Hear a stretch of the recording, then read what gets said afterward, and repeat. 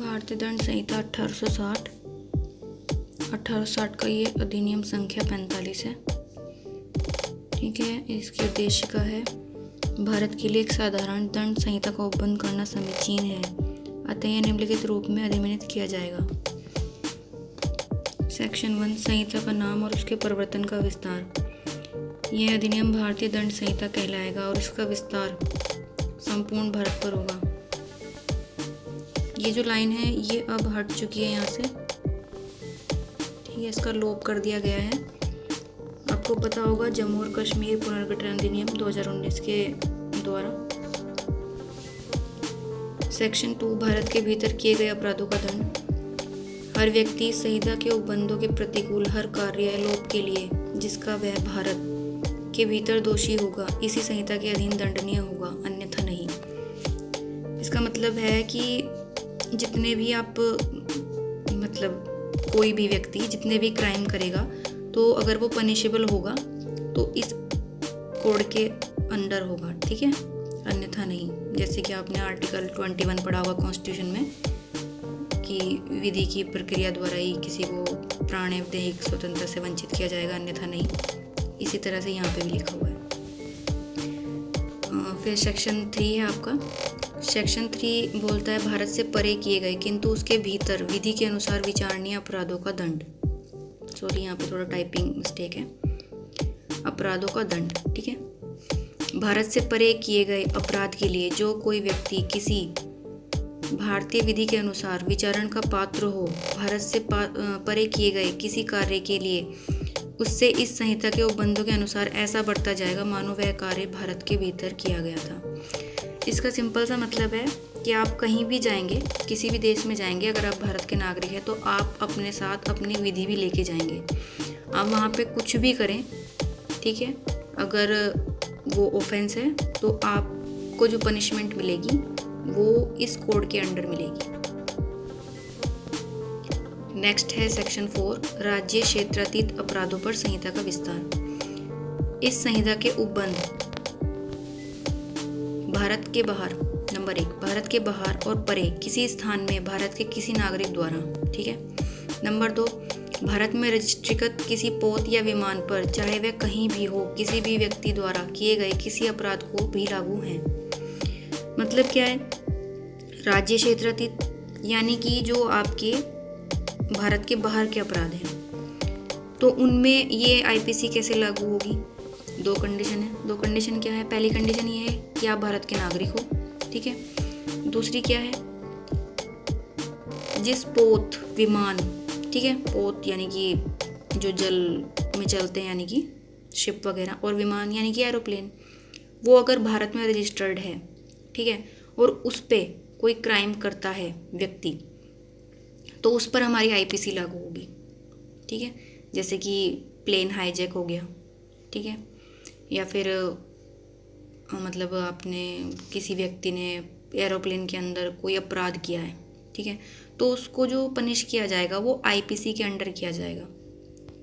इसका स्पष्टीकरण इम्पोर्टेंट है, इसे पढ़ लेते हैं। इस धारा में अपराध शब्द के अंतर्गत भारत से बाहर किया गया ऐसा हर कार्य आता है जो यदि भारत में किया जाता तो इस संहिता के अधीन दंडनीय होता। मेन है कि वो पॉइंट, वो ऑफेंस ऐसा होना चाहिए कि वो आपकी आईपीसी के अंदर दंडनीय होना चाहिए तभी, ठीक है। अगर वो कुछ ऐसा ऑफेंस है जो आपके आईपीसी में डिफाइन है ही नहीं तो फिर आप पनिशेबल नहीं होंगे आईपीसी के अंडर। इसका अच्छा उदाहरण है ये इलस्ट्रेशन जिसको हम दृष्टांत बोलते हैं। जो भारत का नागरिक है, उगांडा में हत्या करता है, वह भारत के किसी स्थान में जहां वह पाया जाए हत्या के लिए विचारित और दोष सिद्ध किया जा सकता है, क्योंकि हत्या आपके आईपीसी में डिफाइन है ना, सेक्शन 300। तो अगर इस तरह से भारत का कोई नागरिक बाहर जाता है, कहीं किसी भी देश में जाता है, तो वहाँ के लॉज उस पर लागू नहीं होंगे, होंगे, वो उसको जेल में डाल देंगे, ठीक है, क्योंकि अपराधी ऐसे बाहर तो नहीं घूम सकते ना, लेकिन पनिशेबल वो अंडर दिस कोड, ठीक है, इसके अलावा नहीं। सेक्शन 5 कुछ विधियों पर इस अधिनियम द्वारा प्रभाव न डाला जाना। इस अधिनियम में कि कोई बात भारत सरकार की सेवा के ऑफिसरों, सैनिकों, नौसैनिकों या वायु सैनिकों द्वारा विद्रोह और अभित्यजन को दंडित करने वाली किसी अधिनियम के उपबंधों या किसी विशेष या स्थानीय विधि के उपबंधों पर प्रभाव नहीं डालेगी। इसका मतलब क्या है?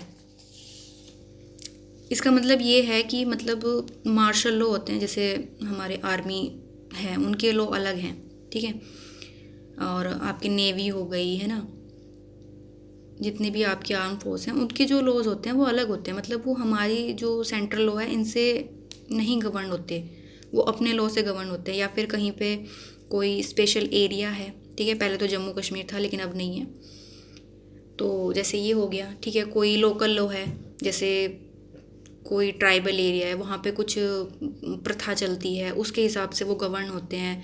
या उनके यहाँ पे किसी भी तरह से कुछ विवाह होता है या बहुपत्नी प्रथा है उनके यहाँ पे, तो वो अपराध नहीं होगा, वो हमारे लिए अपराध होगा, लेकिन उन पर वही लॉ लागू होंगे जो उनके लिए बनाए गए हैं स्पेशली।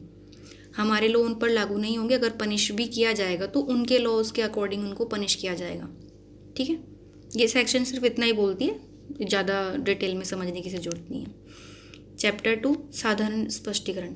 ये क्या बोलता है? ये बोलता है संहिता में की परिभाषाओं का अपवादों के अध्ययन समझा जाना, ठीक है।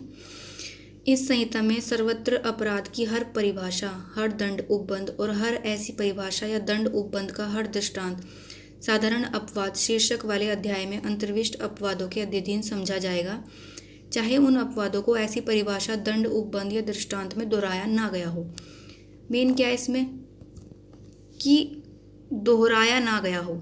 इसका क्या मतलब है? इसका मतलब समझिए, इसका मतलब ये है कि आगे जितनी भी सेक्शन दी गई हैं, ठीक है, उनमें बार बार तो नहीं बताएंगे ना वे कि ये चीज़ जो है उस परिभाषा में आती है, उस सेक्शन में आती है, ठीक है, या ये दृष्टांत आपका उस सेक्शन से रिलेट करता है। हर जगह तो नहीं लिखेंगे। अगर ऐसे लिखेंगे तो आईपीसी तो आपकी सीआरपी से भी मोटी हो जाएगी। जो बेयर एक्ट है आपका आईपीसी का, वो तो फिर सीआरपीसी के बेयर एक्ट से भी मोटा हो जाएगा, है ना। तो इन्होंने उसके लिए क्या किया? सेक्शन 6 बना दी, ठीक है, कि आगे आपका जो है साधारण अपवाद चैप्टर, ठीक है, उसमें आपकी 76 से लेके 106 तक की सेक्शन आएंगी, ठीक है। तो उनमें क्या है, उन्हें हर सेक्शन के साथ तो नहीं लिखेंगे ना कि उन्होंने आपका 82 लिख दिया, ठीक है, या उन्होंने आपका मर्डर लिख दिया, ठीक है, मर्डर के साथ उन्होंने लिख दिया कि अगर 82 में किसी बच्चे ने किया है तो वो अपराध नहीं है ना, या 76 लिख दिया उसके साथ में कि अगर तथ्य की भूल के कारण किया है तो भी वो अपराध नहीं है। तो ऐसा तो नहीं हो सकता ना, इसलिए उन्होंने ये सेक्शन 6 लिख दिया यहाँ पे, ठीक है। चलिए अब आगे चलते हैं। सेक्शन 7 एक बार स्पष्टीकृत पद का भाव, ठीक है। हर पद जिसका स्पष्टीकरण इस संहिता के किसी भाग में किया गया है, इस संहिता के हर भाग में उस स्पष्टीकरण के अनुरूप ही प्रयोग किया गया है। मतलब कि अगर कहीं पे कोई वर्ड डिफाइन कर दिया गया है और आगे चल के पूरी आईपीसी में जब तक कि आपकी 511 सेक्शन ख़त्म नहीं हो जाती तब तक अगर वो वर्ड आता है तो उसका वो ही मतलब होगा जो आपको पहले बता दिया गया है कि इसका मतलब ये है, ठीक है। सपोज यहाँ पे लिखा हुआ है सेक्शन 10 में पुरुष और स्त्री, ठीक है। इसमें लिखा है पुरुष शब्द किसी भी आयु के मानव नर का द्योतक है, स्त्री शब्द किसी भी आयु की मानव नारी का द्योतक है। मतलब कि जहाँ पे भी आपका स्त्री वर्ड आएगा या पुरुष वर्ड आएगा उसका सेंस आप सेक्शन 10 से लगाएंगे, ठीक है। उसे समझने के लिए आपको सेक्शन 10 देखनी होगी। नेक्स्ट है लिंग यानी कि जेंडर। ये बोलता है पुल्लिंग वाचक शब्द वहाँ प्रयोग किए जाएंगे जहाँ वे हर व्यक्ति के बारे में लागू हैं, चाहे नर हो या नारी। कहीं पे मतलब सिर्फ लिखा है कि कोई व्यक्ति, जैसे कि अभी आपने ऊपर की सेक्शन में पढ़ा, वहाँ पे लिखा है कोई व्यक्ति जो भारत के बाहर जाकर कोई अपराध करता है, ठीक है, कोई व्यक्ति वर्ड यूज़ हो गया ना उसमें, तो उससे आपको क्या लगेगा कि सिर्फ जेंट्स यानी कि सिर्फ मेल पर्सन आएंगे क्या इसमें? नहीं, वो दोनों के लिए है। वो आपका मेल के लिए भी है और वो आपका फीमेल के लिए भी है, ठीक है। नेक्स्ट है वचन यानी कि नंबर।